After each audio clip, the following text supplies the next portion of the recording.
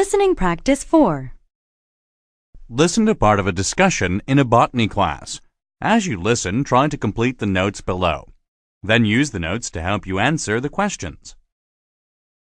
Most plants reproduce through pollination, which we discussed last week. Some plants, however, can reproduce through a secondary asexual reproductive process called vegetative reproduction. In vegetative reproduction, there need be no seeds, fruit, nor any pollen transfer. In a sense, vegetative reproduction is really just a form of cloning, since the newly created plants will be genetically identical to the original plant.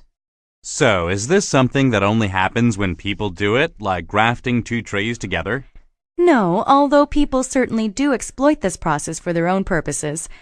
Asexual reproduction in plants occurs quite frequently in natural settings.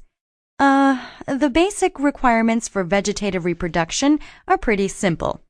You need a section of plant stem that is underground and horizontal. Normally, a vertical stem in open air would produce stem offshoots. But when placed underground and in a horizontal attitude, many stems will start to produce root structures leading downwards, and shoots like those emerging from a seed leading upwards.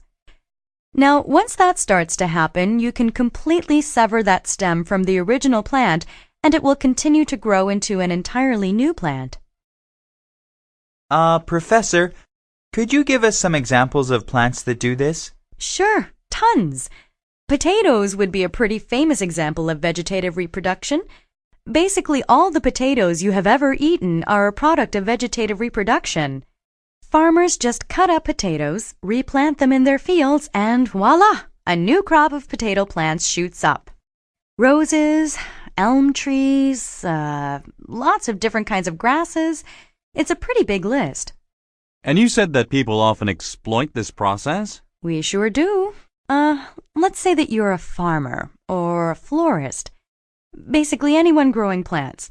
Now, you got a plant specimen that you're pretty happy with. It's got all the characteristics you want. If you reproduce that plant through pollination, you're going to mix its genetic makeup with that of another plant. So you're not going to get exactly the same plant.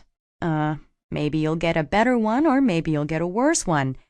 But if you use the plant's natural process of self-replication, well, as we said, it's basically a form of cloning. So from a genetic standpoint at least, you're going to get exactly the same plant.